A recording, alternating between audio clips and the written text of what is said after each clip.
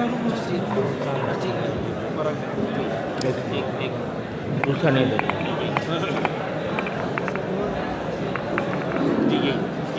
یہی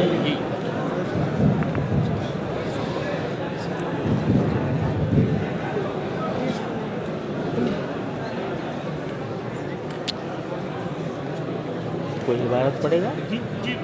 عبارت پڑھے گا؟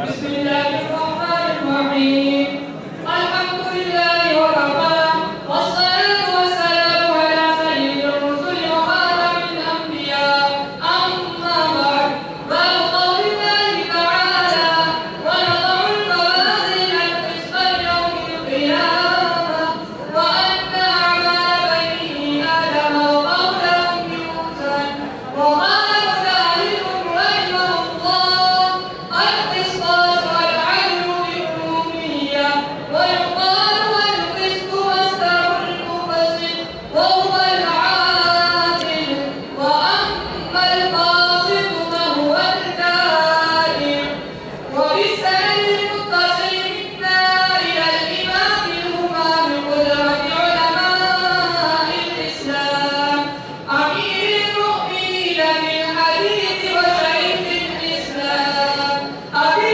عبد الله محمد هو ابن إسماعيل ابن إبراهيم ابن المغيرة ابن البرمذبة الجعفي البخاري رحمه الله تعالى رحمة واسعة ونفعنا الله بعلومه آمين.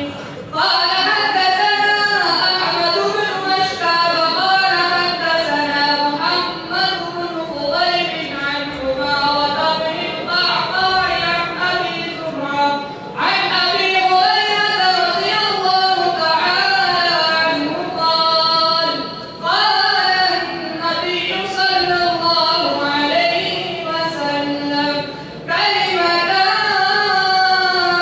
حبيبتان إلى الرحمن خفيفتان على اللسان ثقيلتان بالميزان سبحان الله وبحمده سبحان الله العظيم. ما شاء اللہ. بسم اللہ الرحمن الرحیم الحمد للہ رب العالمین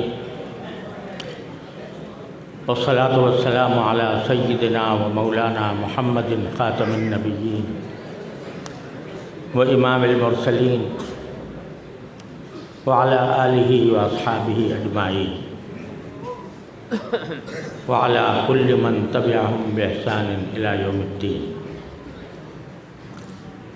اما بعد، حضرات علماء کرام،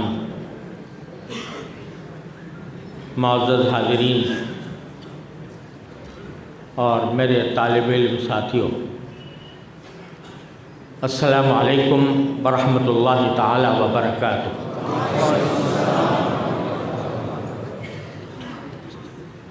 میں اللہ جل جلالہ کا شکر ادا کرتا ہوں کہ آج ایک مرتبہ پھر اس مبارک مدرسے میں اللہ تعالیٰ نے حاضری کی توفیق بخشی. جو میرے انتہائی محبوب بزرگ شیخ القرآن حضرت مولانا غلام اللہ خان صاحب قدس اللہ تعالیٰ سرہ کی یادگار اور ان کا عظیم صدقہ جاریہ ہے. اور الحمدللہ اس بات کی بڑی خوشی ہے کہ ان کی وفات کے بعد ان کے لائق و فائق فرزند حضرت مولانا اشرف علی صاحب دامت برکاتہم،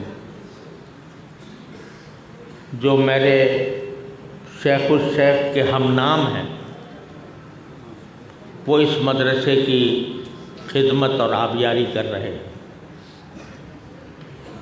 اور اللہ تعالیٰ کے فضل و کرم سے حضرت شیخ القرآن کا فیض ان کے ذریعے جاری ہے۔ اللہ تعالیٰ اس کو ہمیشہ قائم و دائم رکھے۔ حضرت شیخ القرآن قدس اللہ تعالیٰ سرہ کی شخصیت انتہائی محبوب شخصیت، اور مجھے یاد نہیں ہے کہ کبھی حضرت مولانا کراچی تشریف لائے ہوں اور ہمارے دارالعلوم حاضر نہ ہوئے ہوں۔ حضرت والد ماجد رحمۃ اللہ علیہ بھی ان سے بڑی شفقت اور بڑی محبت فرماتے تھے، اور بے تکلفی بھی تھی۔ تو ایک مرتبہ مجھے یاد آ گئی بات، حضرت والد صاحب رحمۃ اللہ علیہ چونکہ بے تکلف تھے اور حضرت والد صاحب سے پڑھا بھی تھا، اس واسطے ایک مرتبہ میرے والد ماجد رحمۃ اللہ علیہ نے حضرت سے فرمایا، مولوی غلام اللہ، اور میں کل یہ بتا چکا ہوں کہ مولوی بہت بڑی نعمت ہے۔ مولوی سے خطاب کرنا، ہمارے اکابر دیوبند میں اگر آپ دیکھو آپس میں جب بات چیت کرتے تھے، وہاں کہیں مولانا کا لفظ نہیں سنیں گے آپ، وہ ایک دوسرے کو مولوی کہتے تھے، مولوی۔ اور یہی سب سے بڑی نعمت تھی، کل میں اس کی تھوڑی تفصیل دوسری جگہ بیان کر چکا ہوں۔ تو کہنے لگے حضرت والد صاحب، بھائی مولوی غلام اللہ صاحب تم ذرا تھوڑے سخت زیادہ ہو گئے ہو، تھوڑی سی نرمی کیا کرو۔ تو حضرت نے فرمایا کہ حضرت مجھے ایسا سختی رہنے دیجئے، مجھے سختی رہنے دیجئے۔ خذوا بالحمى خذوا بالموت حتى يرضى بالحمى، مجھے اینٹ کا جواب پتھر سے دینے دیجئے، اور پھر لیکن میں ہوں آپ کے ساتھ۔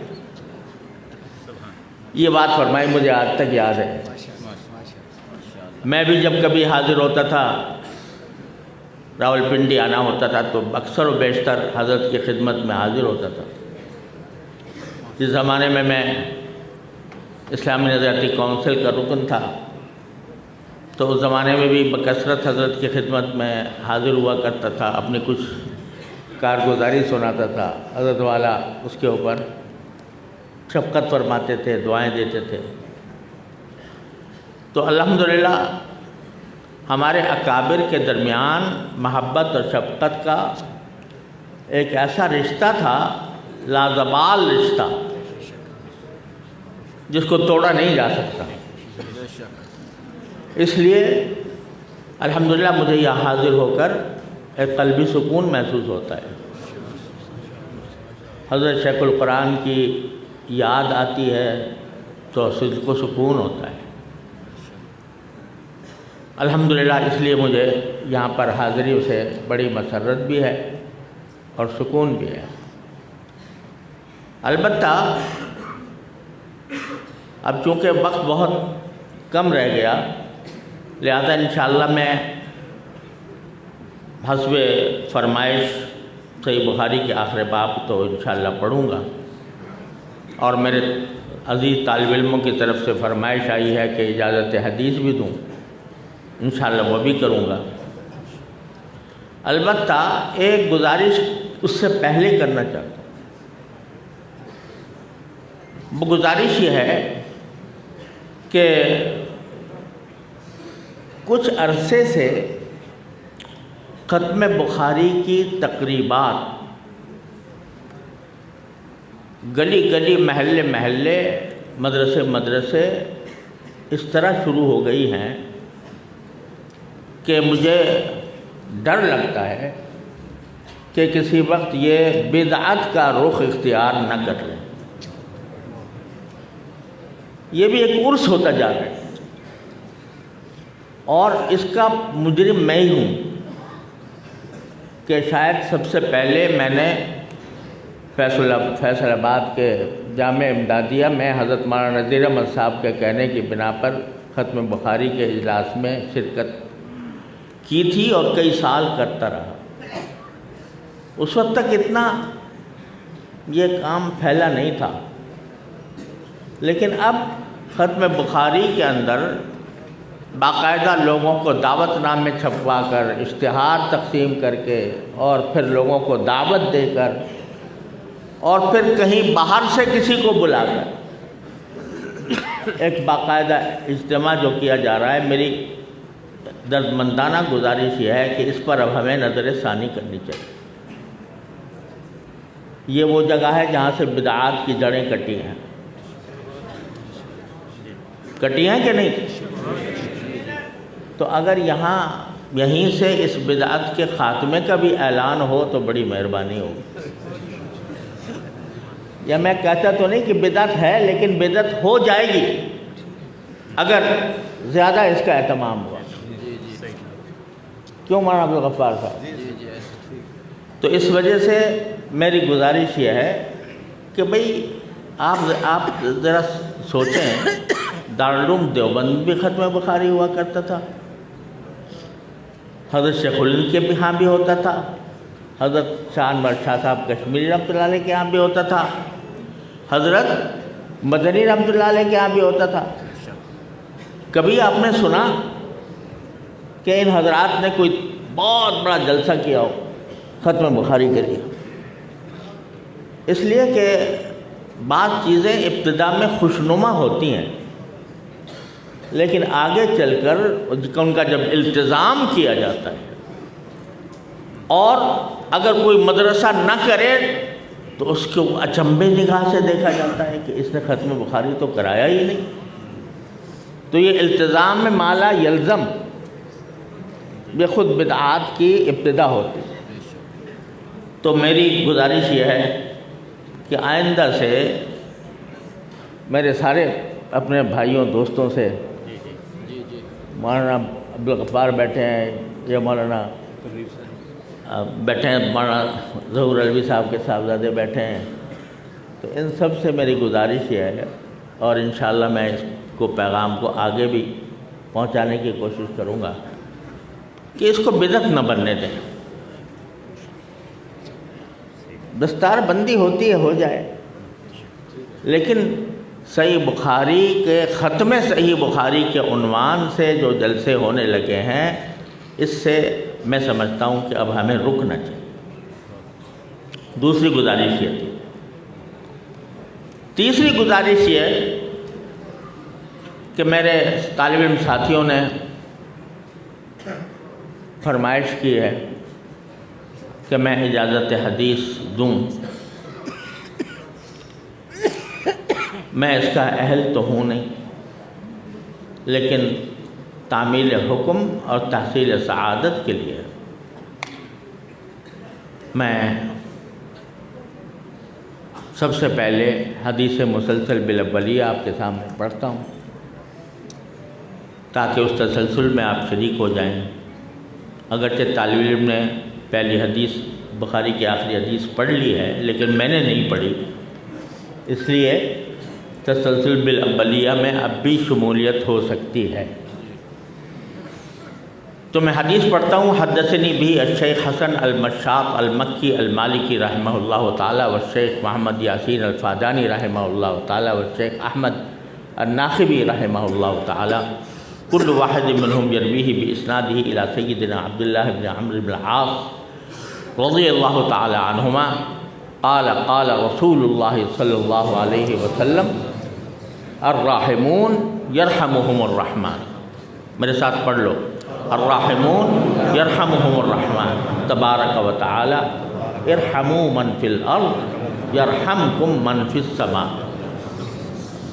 وہذا اول حدیث سمعته من هؤلاء الشيوخ الثلاث وكلهم يقول هذا اول حدیث سمعته من شیخی، ويستمر هذا التسلسل إلى سفيان بن عيينة رحمه الله تعالى۔ فأنا أجيزكم بهذا الحديث بهذا التسلسل كما أجيزكم بجميع ما أروي عن مشايخي في باكستان بل هند بل بلاد العربية۔ تقبل الله تعالى منا و منکم اجمعین ونسأل اللہ سبحانہ و تعالی ان نکون ان یرزقنا اتباع سنت نبی الکریم صلی اللہ علیہ وسلم۔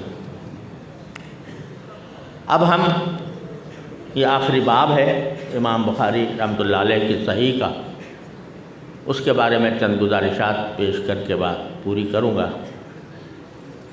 یہ آخری باب ہے کہ جس میں حضرت امام بخاری رحمۃ اللہ علیہ نے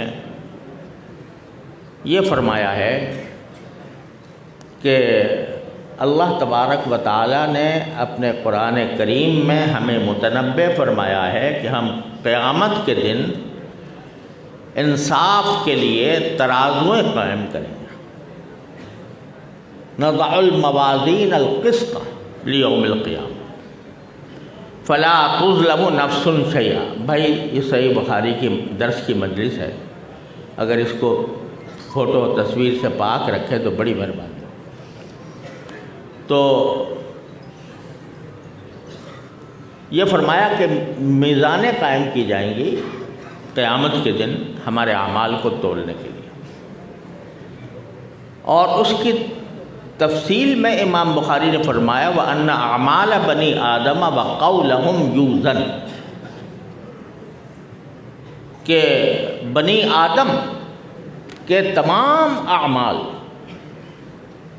اور تمام اقوال تولے جائیں گے۔ اب اس کی تفصیل میں تو آپ خوب اچھی طرح جانتے ہیں، میں آپ کو کیا بتاؤں کہ اعمال تولے جائیں گے، نماز تولی جائے گی، روزہ تولا جائے گا، صدقہ تولا جائے گا، زکوٰۃ اور حج تولی جائے گی، کہ اس میں کتنا اخلاص تھا۔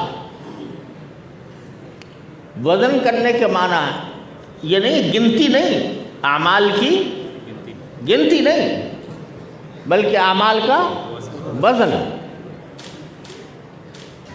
الذی خلق الموت والحیات لیبلوکم ایکم احسن عملا، یہ نہیں فرمایا کہ لیبلوکم اکثر ایکم اکثر عملا، بلکہ احسن عملا۔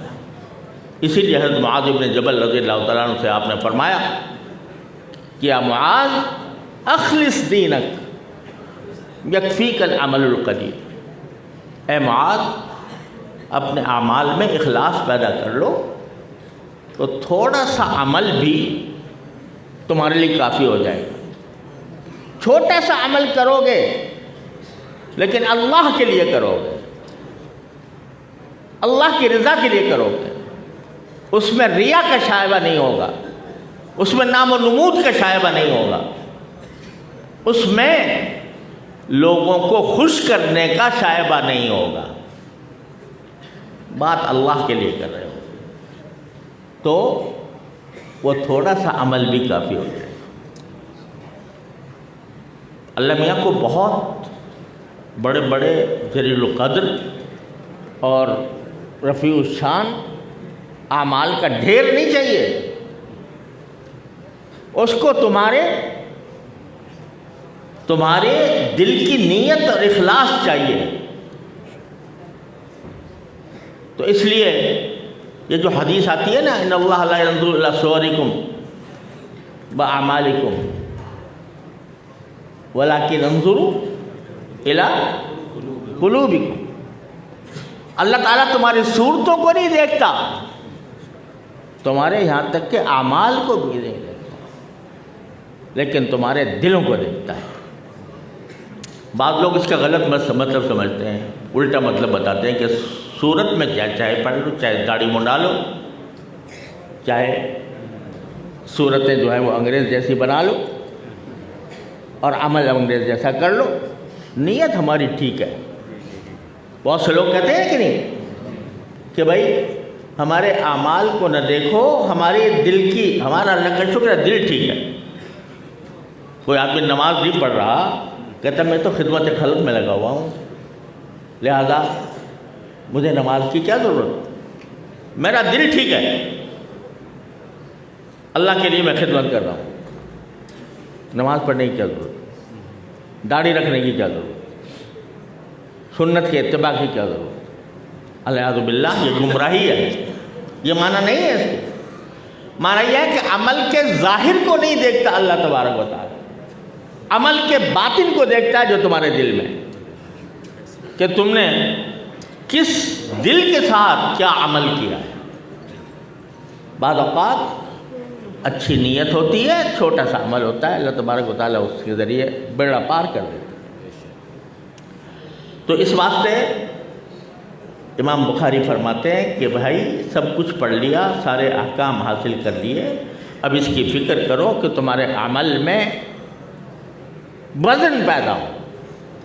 वज़न पैदा होगा इखलास से। और खूब अच्छी तरह समझ लें, इखलास जो है ना, ये शैतान का सबसे बड़ा हरबा है। सबसे पहला हमला शैतान का वो इंसान के इखलास पर होता है। ख़ास तौर से हम लोग जो है ना पढ़ने पढ़ाने वाले सबसे बड़ा हमला हम पर होता है। हम पर होता है कि दिल में ख्यालात पैदा कर देता है शैतान। मैं यूँ कहूँगा तो वाह वाह होगी, मैं इस तरह बात करूँगा तो लोग तारीफ़ करेंगे, लोग मेरे गुण गाएंगे, मेरे हक़ में नारे लगाएंगे। बस ये ख्याल जब पैदा हुआ तो शैतान का दाव चल गया, बड़े से बड़ा अमल अकारत हो गया। तो हम लोग बड़े ख़तरे की हालत में हैं, जिनके साथ इल्म की कोई निस्बत लगी हुई है।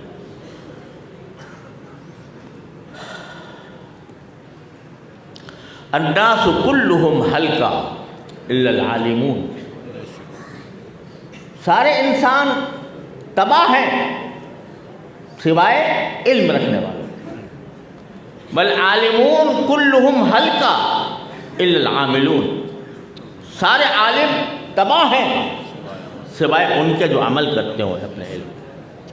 बल आमिलून कुल्लुहुम हल्का इल्लल मुखलिसून। और अमल करने वाले भी सब बर्बाद हैं मगर सिर्फ वो जो मुखलिस। बल मुखलिसून अला ख़तरिन अज़ीम। और मुखलिसीन जो हैं वो बड़े ख़तरे में हैं। किसी वक्त भी शैतान आकर उसका डाका डाल सकता है। तो इसलिए इमाम बुखारी का पैगाम यह है कि अपने हर आमाल को जायज़ा लेकर देखो, इसमें कितना वज़न है। क़ौलहुम यूज़न। तुम्हारी ज़बान से निकले हुए कौल को भी तोला जाएगा, तोला जाएगा। ज़बान से निकली हुई बात को भी तोला जाएगा। तुम समझते हो कि हमने एक कलिमा मुंह से निकाला हवा में उड़ गया? नहीं, वो महफूज है अल्लाह तबारक व तआला के यहाँ। हर चीज़ महफूज है। मा मिन क़ौलिन इल्ला लदैहि रक़ीबुन अतीद। और अल्लाह तबारक व तआला के यहाँ महफूज है, रिकॉर्ड है। और वो जाकर मीज़ान अमल में डाला जाएगा।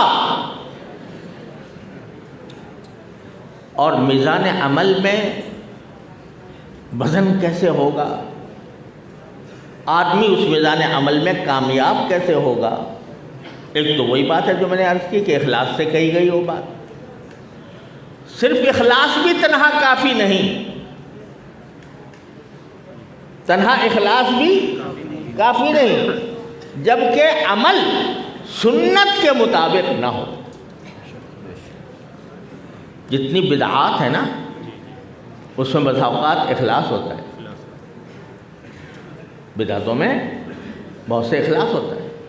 वो बेचारे अल्लाह की रज़ा की खातिर ही कर रहे होते हैं।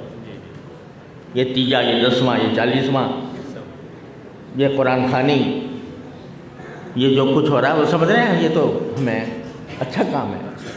शैतान एक बहुत बड़ा धोखा ये देता है कि कहता है भाई ये तो अच्छा काम है, इसमें क्या हरज? अच्छा काम है उसमें क्या हरज? ये क्या हरज का फ़लसफ़ा दिल में डालकर बिदअत पैदा करता है। اس میں کیا حرج؟ ہم قرآن پڑھ رہے ہیں، کیا حرج ہے اس میں؟ ہم کھانا پکا کر لوگوں کو کھلا رہے ہیں، کیا حرج ہے اس میں؟ تو بدعت یہاں سے پیدا ہوتی ہے، اخلاص ہے، راستہ صحیح نہیں، لہذا وہ بدعت جو ہے وہ انسان کو اس عمل میں کوئی وزن پیدا نہیں ہوتا۔ مجھے اپنے والد ماجد رحمۃ اللہ علیہ کی ایک بات یاد آ گئی، بڑی کام کی بات ہے۔ حضرت والد صاحب رحمۃ اللہ علیہ کے پاس تبلیغ جماعت کے ایک بزرگ تشریف لایا کرتے تھے، آپ بھی شاید جانتے ہوں گے، اب کافی عرصے سے انتقال ہو گیا۔ حضرت شیخ عبدالعزیز صاحب شاہجو دعاجو رحمۃ اللہ علیہ، بڑے زبردست بزرگ تھے۔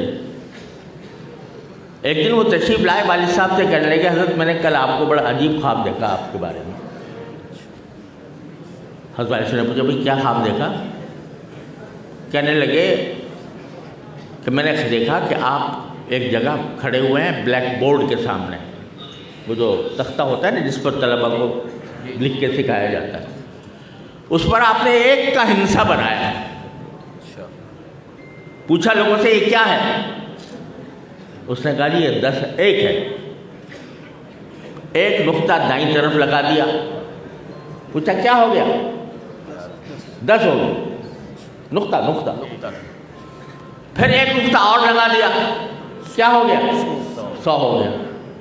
پھر ایک نقطہ اور لگا دیا، کیا ہو گیا؟ 1000 اور لگا دیا، 10,000 اور لگا دیا، 1 لاکھ اور لگا دیا، 10 لاکھ۔ کہہ لے یہ جو سارے نقطے جو ہیں، ایک ایک نقطہ جو ہے وہ 10 گنا بڑھا رہا ہے ایک کو، اب مٹا دو ان کو۔ اب وہی نقطہ بائیں طرف لگایا، تو پوچھا کیا ہوا؟ کہ یہ تو آشاریہ 1 ہو گیا۔ آشاریہ 1 کے کیا معنی؟ 1 کا بھی 10واں حصہ، اور لگاؤ تو 100، وہ ایک اور لگا دیا تو کیا ہوا؟ 100واں حصہ۔ ایک اور لگا دیا، کیا ہو گیا؟ 1000واں حصہ،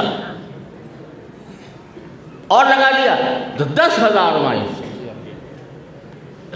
تو دائیں طرف جو تم نقطے لگا رہے ہو اس سے ہر نقطے پر 10 گنا بڑھ رہا ہے، اور بائیں طرف جو نقطے لگا رہے ہو اس سے 10 گنا گھٹ رہا ہے۔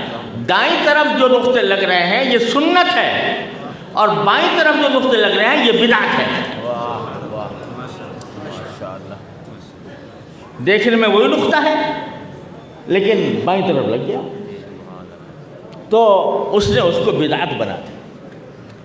تو اگر غلط طریقے سے ہو، غلط طریقے سے مراد یہ کہ جو ما انا علیہ واصحابی سے گزرا ہوا ہو، تو وہ چاہے دیکھنے میں اچھا عمل معلوم ہو رہا ہو، وہ اللہ کے ہاں اس کی کوئی قدر و قیمت نہیں۔ میں مثال دیا کرتا ہوں کہ اگر آدمی کوئی مغرب کی 3 رکعتیں ہوتی ہیں، کسی کے دماغ میں خیال آئے کہ یار یہ 3 رکعتیں جو ہیں یہ تو کچھ اور قسم کا عدد ہے، پورا 4 کرنا چاہیے، تو 3 کے بجائے وہ 4 رکعتیں پڑھ لیتا ہے مغرب کی۔ بتاؤ اس نے کیا برا کیا؟ کچھ قرآن زیادہ پڑھا، کچھ ذکر زیادہ ہوا، ایک رکوع زیادہ کیا، 2 سجدے زیادہ کیے، درود شریف پڑھا، تو بظاہر تو سب کیا ہے؟ نیک کام ہے نا، لیکن نبی کریم سرورت عالم صلی اللہ علیہ وسلم کے بتائے ہوئے طریقے کے مخالف ہے۔ اس واسطے وہ 4تھی رکعت کا تو کیا ثواب ملتا، وہ 3 کو بھی لے ڈوبے گا، کیونکہ نبی کریم صلی اللہ علیہ وسلم کے طریقے کے مطابق۔ تو 10، یہ ذرا اس طرف میں توجہ دلانا چاہتا ہوں کہ قول میں بھی یہی بات ہے۔ قول ایک تو اخلاص ہو اس میں، دوسرے اعتدال ہو، اعتدال ہو، حق سے نہ کم نہ زیادہ، حق سے ایک درجہ کم نہ ہو، ایک درجہ زیادہ نہ ہو۔ اگر کوئی شخص غیرت حق کے نام پر کوئی کلمہ اعتدال سے نکلا ہوا کہہ دیتا ہے تو وہ اعتدال سے نکلا ہوا کلمہ بھی وزن ہوگا اللہ تبارک و تعالیٰ۔ تو اس لیے یہ ہم لوگوں کے لیے بہت بڑی خطرے کی گھنٹی ہے جو امام بخاری بجا رہے ہیں۔ قول بھی وزن ہوگا، عمل بھی وزن ہوگا، قول بھی وزن ہوگا، اور خاص طور سے اب تم پڑھ کے جا رہے ہو، صحیح بخاری پڑھ کے تمہارے سر پر دستار فضیلت رکھی جائے گی اور اس کو لے کر تم عالم کی رہنمائی کے لیے نکلو گے۔ تو اب تمہاری ہر بات جچی تلی ہونی چاہیے، وہ ایک آنچ ادھر کم نہ ہو اور ایک آنچ زیادہ نہ ہو، تب اس میں وزن پیدا ہوگا، تب وہ کہیں تمہیں انشاءاللہ نہ تمہارے نجات کا ذریعہ ہوگا۔ اب تم پر ذمہ داری آ رہی ہے صرف کسی ایک گروہ کی نہیں، کسی ایک جماعت کی نہیں، کسی ایک مسلک کی نہیں، پورے عالم اسلام کی ذمہ داری تمہارے کندھوں پر آ رہی ہے۔ تمہیں یہ دیکھنا ہے کہ عالم اسلام کو اس وقت کیا چاہیے۔ ساری دشمنوں کی طاقتیں اکٹھی ہو کر تم پر حملہ آور ہیں۔ فلسطین میں تم پر حملہ آور، کشمیر میں تم پر حملہ آور، برما میں تمہارے اوپر حملہ آور، الجزائر اور لیبیا میں تمہارے اوپر حملہ آور، عراق میں تمہارے اوپر حملہ آور۔ اور حملہ آور کس وجہ سے ہوئی ہے؟ حملہ آور اس وجہ سے ہوئی ہیں کہ تم نے اپنے اتحاد کی رسی کو تھامے نہیں رکھا۔ واعتصموا بحبل اللہ ولا تفرقوا کو تم نے اپنے سامنے نہیں رکھا۔ تم نے ایسے کام شروع کر دیے جو مسلمانوں میں تفریق کا باعث بنے، جو مسلمانوں کو ایک دوسرے سے کاٹے، اور اس کے نتیجے میں مسلمان جو ہیں یہ 3 ارب مسلمان دنیا کے، وہ پارٹیوں میں بٹے ہوئے ہیں، وہ فرقوں میں بٹے ہوئے ہیں۔ وہ کہاں بٹے ہوئے ہیں؟ کیوں بٹے ہیں؟ اس لیے کہ زبان پر قابو نہیں ہے، اور زبان کے ذریعے ہم اعتدال سے گزر کر باتیں کرتے ہیں، اس کے نتیجے میں افتراق پیدا ہوتا ہے، مسلمانوں کے درمیان تفریق ہوتی ہے، اور دشمن اس سے فائدہ اٹھا۔ دشمن کو اور کیا چاہیے؟ دشمن کو دیکھو، پوری تاریخ اٹھا کے دیکھ لو اسلام کی، پہلے دن سے کبھی کسی دشمن نے اسلحہ کے ذریعے ہمیں شکست نہیں دی، کبھی شکست نہیں دی۔ شکست کس طرح دی؟ جھگڑے پیدا کر کے، مناظرے پیدا کر کے۔ جس وقت بغداد کے اوپر تاتار کا حملہ ہو رہا تھا تو اس وقت یہ مسئلہ موجود تھا۔ ایک شاعر نے اس وقت کا حال ذکر کیا ہے کہ جب چلی بغداد میں تاتار کی تیغ نیام، مفتیان شرع میں جاری تھی ایک جنگ کلام۔ تاتار کا حملہ ہو رہا تھا، خوارزم شاہ کو وہ شکست دے کے آ رہا تھا، چنگیز خان اور ہلاکو خان بیٹا اس کا، اور مسلمان کو چاہیے تھا کہ اس کا ڈٹ کر مقابلہ کرے، لیکن وہ کہتا ہے کہ جب چلی بغداد میں تاتار کی تیغ نیام، مفتیان شرع میں جاری تھی ایک جنگ کلام۔ ایک کہتا تھا کہ کوا ثابت و سالم حلال، دوسرا کہتا کہ کالی چونچ سے تادم حرام۔ اس پر وہاں ایک چوک تھا بغداد میں مشہور ہے، مامونیہ۔ اس مامونیہ چوک میں مناظرے ہوا کرتے تھے۔ اس مناظرے میں مختلف موضوعات زیر بحث آتے تھے، تو ایک یہ بھی زیر بحث تھا کہ کوا حلال ہے یا حرام ہے۔ ہلاکو خان بغداد کے دروازوں پر دستک دے رہا ہے، اور مفتیان شرع میں جاری تھی ایک جنگ کلام۔ ایک کہتا تھا کہ کوا ثابت و سالم حلال، ایک کہتا تھا کہ کالی چونچ سے تادم حرام۔ اس زمانے کے مورخ نے جو دیکھا تو کہا مفتیاں را مردہ کار ملت بیضا تمام۔ مفتیوں کو خوشخبری ہو کہ ملت بیضا کا کام تمام ہو گیا۔ ہلاکو خان نے آ کر ساری ہمارے علوم کی کتابیں دریائے دجلہ میں بہا دی، اور دریائے دجلہ کتابوں کی سیاہی سے اور مسلمانوں کے خون سے رنگین ہو گیا۔ تو ہمیں امام بخاری یہ متوجہ فرما رہے ہیں کہ اپنے اقوال میں اعتدال پیدا کرو، اعتدال پیدا کرو۔ اعتدال پیدا کرنے کا معنی یہ ہے کہ جو بات نکلے وہ 16 آنے تلی ہوئی ہو، ادھر ادھر نہ ہو۔ اور یہ دیکھو کہ اس وقت امت مسلمہ کے لیے اہم مسئلہ کیا ہے؟ الاہم فالاہم فالاہم کا اصول ذہن میں رکھو۔ ایسی باتیں نہ چھیڑو جس کے ذریعے مسلمانوں میں تفریق پیدا ہو، ایسی باتیں نہ اٹھاؤ کہ جس کا سوال نہ حشر میں ہوگا نہ قبر میں ہوگا۔ ہمارے یہاں ہے یہ مشکل، میں اپنے سب ساتھیوں سے کہا کرتا ہوں، ہمارے ہاں یہ مشکل ہے کہ ایسے مسائل جن کا سوال قبر میں بھی نہیں ہوگا، حشر میں بھی نہیں ہوگا، ان پر مناظرے قائم ہو رہے ہیں، ان کے اوپر ایک دوسرے کے اوپر طعن و تشنیع ہو رہی ہے، اس میں حد سے تجاوز کیا جا رہا ہے۔ تو یہ چیز جو ہے یہ ہمارے قولہم یوزن کے خلاف ہے۔ اللہ تبارک و تعالیٰ مجھے بھی اور آپ کو بھی سب کو توفیق عطا فرمائے کہ ہمارے منہ سے جو بات نکلے وہ جچی تلی ہو، اور امت مسلمہ کا اجتماعی مفاد کبھی ہمارے ذہن سے نہ نکلے۔ اگر ہم چھوٹی چھوٹی باتوں پر لڑتے رہے اور اس کے اوپر ہم نے سارا زور اپنے تحقیق کا، اپنے کلام کا، اپنے مناظروں کا، اپنے بحثوں کا سارا زور ان پر صرف کر دیا تو دشمن کو اس سے زیادہ کوئی چیز محبوب نہیں۔ وہ کبھی اوقاف حق لے کے آئے گا،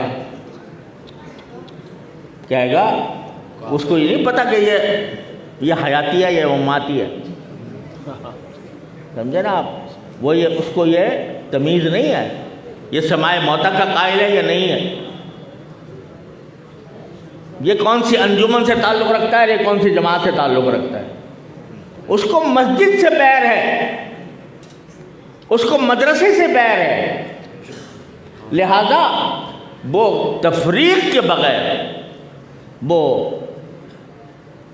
چاہتا ہے کہ یہ مسجدوں کے ذریعے جو پیغام حق کا پہنچ جاتا ہے، جس کے ذریعے مسلمان کا ایمان محفوظ ہے، الحمدللہ اللہ تعالیٰ کا کرم ہے، اور یہ ہمارے اوپر اللہ کا خاص احسان ہے اس ملک کے اندر کہ ہم الحمدللہ حق کی بات بے خوف و خطر کہہ دیتے ہیں۔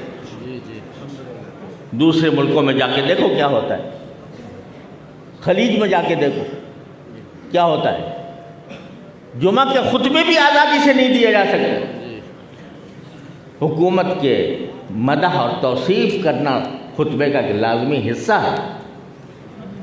تو اس لیے اللہ نے تھوڑا سا ہمیں موقع دے رکھا ہے، اس موقع کو ہم امت مسلمہ کے اجتماعی مفاد کے لیے استعمال کریں، کیونکہ اجتماعی مفاد کے لیے استعمال کرنا چاہتے ہیں، لہذا اسی پر نگاہیں ہیں۔ مسجدوں کو، اوقاف کو رجسٹر کراؤ، نہیں کراؤ گے تو اتنا کروڑ جرمانہ ہوگا، کسی بھی وقت تمہارے اوپر آ کر سارا تمہارے اوقاف کنٹرول میں لے لیے جائیں گے۔ اس وقت نہیں دیکھا جائے گا کہ سنی کون ہے، شیعہ کون ہے، دیوبندی کون ہے، بریلوی کون ہے، بلکہ جو مسجد ہوگی، جو مدرسہ ہوگا، یہ باتیں آ رہی ہیں۔ تو خدا کے لیے اب ہم اس امت مسلمہ کے اجتماعی مفاد کے لیے کام کریں۔ انشاءاللہ یہ نہیں ہم ہونے دیں گے، انشاءاللہ نہیں ہونے دیں گے۔ ہم اپنی مسجدوں کا، اپنے مدرسوں کا اللہ کے بھروسے پر تحفظ کریں گے، اس کے لیے جو کچھ قربانی دینی پڑی دیں گے، لیکن ہم اپنے فرائض سے بھی غافل نہ ہوں۔ ہم امت کو جوڑیں، ان میں توڑ پیدا نہ کریں۔ جتنا جوڑو گے اتنا ہی انشاءاللہ طاقتور ہوگے، اللہ تعالیٰ کی مدد شامل حال ہوگی۔ ان تنصروا اللہ ینصرکم ویثبت اقدامکم۔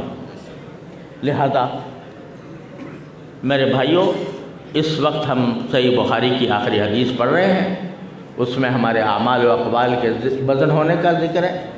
تو اللہ تبارک و تعالیٰ کے فضل و کرم سے میں اپنے آپ سے پہلے مخاطب ہوں، آپ حضرات سے بعد میں اپنی ذات سے پہلے مخاطب ہوں کہ میری کوشش اب امت کو جوڑنے کی ہونی چاہیے، توڑنے کی نہیں۔ اور جب امت ایک ہو گئی، انشاءاللہ ایک ہو گئی، دنیا کی کوئی طاقت اس کا مقابلہ نہیں کر سکے، انشاءاللہ۔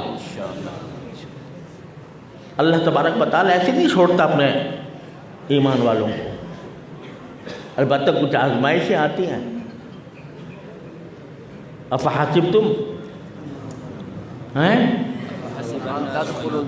ولما یاتکم مثل الذین خلوا من قبلکم، کیا ایسے جنت میں مفت داخل ہو جاؤ جب تک کہ تمہارے اوپر آزمائشیں نہ آئیں؟ ان آزمائشوں کے لیے تیار رہو۔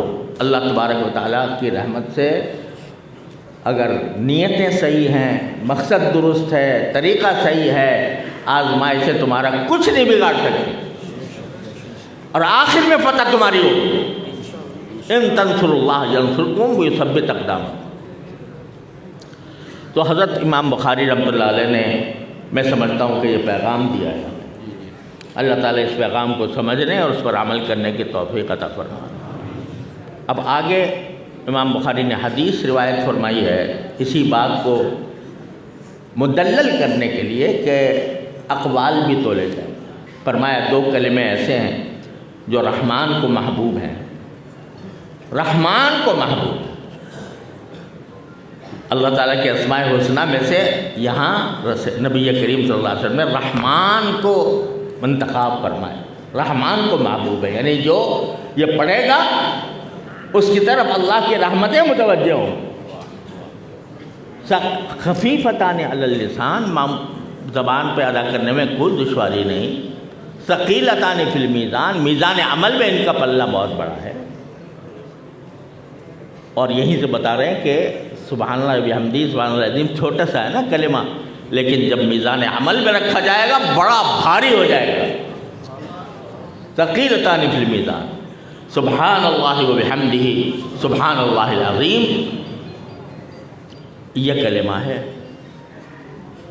دیکھنے میں چھوٹا سا ہے، اس کو زبان سے ادا کرنے میں 1 سیکنڈ بھی شاید مشکل سے لگتا ہو، 2 سیکنڈ لگ جاتے ہو، لیکن اتنا اس کی فضیلت ہے۔ اللہ تعالی ہمیں اس کا ورد کرنے کی توفیق عطا فرمائے۔ حدیث میں آپ نے پڑھا ہے پہلے صحیح بخاری کے اندر کہ جو بندہ سبحان اللہ وبحمدہ 100 مرتبہ دن میں پڑھے تو اللہ تبارک و تعالیٰ اس کے گناہ چاہے وہ پہاڑ کے ریت کے برابر ہوں معاف کر دے۔ تو اگر میں سمجھتا ہوں اس مجلس میں ہم صرف اسی کی پابندی کر لیں کہ یہ کلمہ روزانہ 100 مرتبہ اللہ تعالیٰ کی بارگاہ میں پیش کیا کریں تو ہماری مجلس کا انشاءاللہ بہت بڑا نتیجہ ہوگا۔ یہاں نظر نہیں آتا، اس کے انوار، اس کے برکات، اس کے محارب انشاءاللہ وہاں جا کر کھلیں گے۔ تو بھائیوں، بس یہ چند گزارشات تھیں۔ اللہ تبارک و تعالیٰ اپنے فضل و کرم سے، اپنی رحمت سے ان گزارشات پر مجھے خود بھی عمل کی توفیق عطا فرمائے۔